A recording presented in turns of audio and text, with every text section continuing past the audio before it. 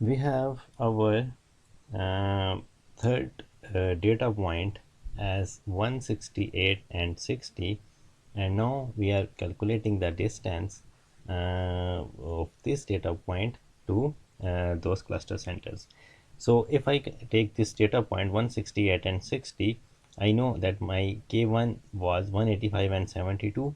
So the distance between 168 and 60 to K1 will be 168 minus 185 square plus 60 minus 72 square, and this distance will come out to be 20.808. Now once I have the distance of this data point to my cluster number 1, then I need to calculate the distance of the same data point with the cluster number 2, and you will see that the distance of this data point to the cluster number 2 will come out to be 4.7. Now we have both the distance measures of the same data point to two different cluster centers, and now we will see that what data set have the minimus measure here. So we will see that the distance of the data points 168, 60, which is the third data point, is 4.4, which is minimum as compared to this 20, which was towards the cluster number 1. So here we can conclude that we can assign this third data point 168 and 60 to the cluster number 2, and we can assign this data point to cluster number 2, right? So now our cluster number 2 has this data point 3 within itself as well. So once we have this third data point, then we will basically need to update our centroid, and in order to update the centroid, we will basically be computing the mean or average. So now as the assignment is basically being performed to the cluster number 2, so we will update the mean of only the cluster number 2. So the mean of K1 will remain as it is, but the mean of K2 will be changed accordingly. So when we will be taking the mean, then it will turn out that the updated centroid number 2 will be 169 and 58. Now for all our remaining iterations, we will use this center point, this centroid, until or unless we have another assignment to K2. And once we have another assignment to K2, then we will repeat the same procedure and we will update our cluster centroid. So now let's take the data point number 4. So you will see that the data point number 4 was 179.68, and when we will calculate the distance of this data point 179.68 to the two cluster centers, which was cluster number 1. So the distance of this data point to cluster number 1 will come out to be 7.2, and when I will calculate the distance of this data point to our updated cluster center, which was this one, right? You remember that the updated cluster center for cluster number 2 is 169.58. So now we are calculating the distance between this updated cluster center and this data sample number 4, 179.68, and this difference or distance will be turn out to be 14.1. So now we will see that this 7.2 has a minimum distance measure as compared to 14.1. So this means that we can assign this data point, which is point number 4, to this cluster 1. So now we will assign the new this data set to cluster number 1. So in assignment I will write it as 1. So now we have 2 points in cluster number 2, and we have 2 points in cluster number 1. And since the assignment is being performed in cluster number 1, so we will basically be updating the cluster center for cluster number 1.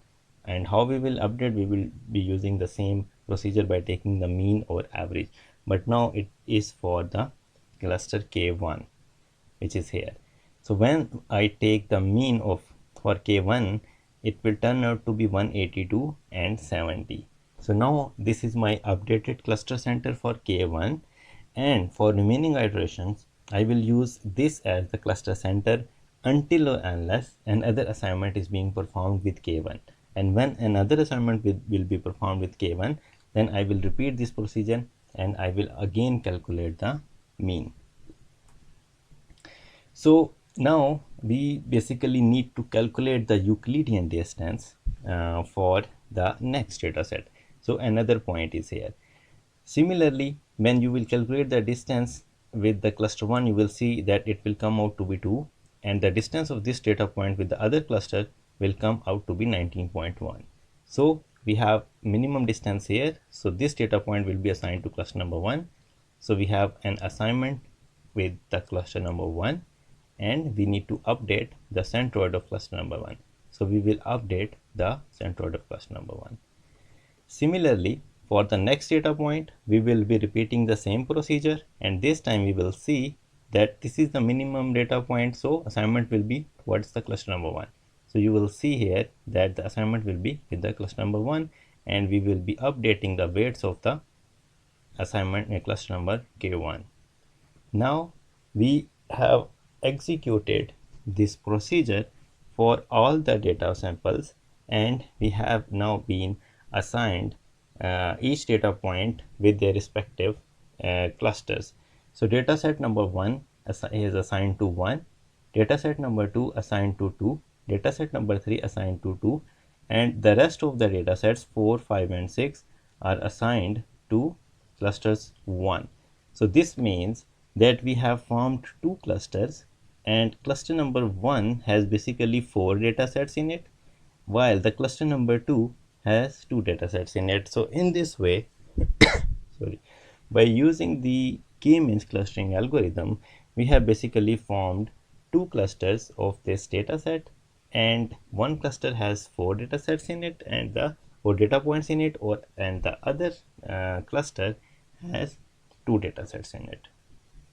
Okay, so this was one example which was fairly simple, but it basically uses all the algorithmic steps of the k-means clustering algorithm.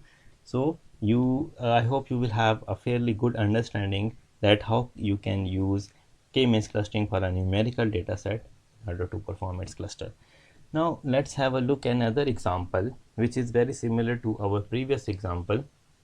And in this example, let's suppose that we have 4 types of medicines, right? So we have 4 types of medicine A, B, C and D, and each this medicine has 2 attributes, right? So there is a pH index associated to each medicine, and we also have a weight which is assigned to each medicine. Now our goal is basically to form 2 different groups, so that's why we have selected the value of k as 2, and we will use the same procedure in order to cluster these 4 medicines. So if I make a plot of this tabular data into a plot here, we will see that we have these 4 medicines which have a weight and a pH index associated with them, and on the basis of these we will form clusters. So again we will use the same methods. Initially, first we will be selecting the seed points for partitioning, or you can say that these are the cluster centers or centroids for the partitioning.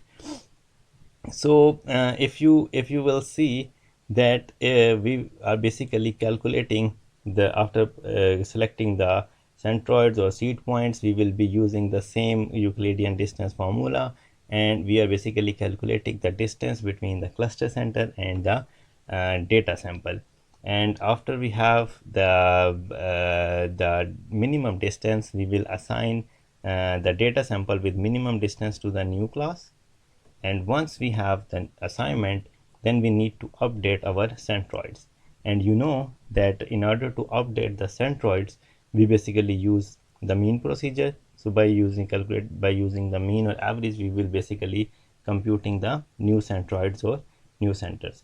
And then we will basically, after updating the centroids, we will use the next data points and assign new assignments to it. And once we have the new assignments, then we will basically again updating the center points, and we will repeat this procedure until we reach to some kind of convergence. So convergence means that there is no much change in the cluster as compared to a threshold. So once you repeat all those steps, you will see that you will reach convergence, and after convergence you will have your classes or clusters.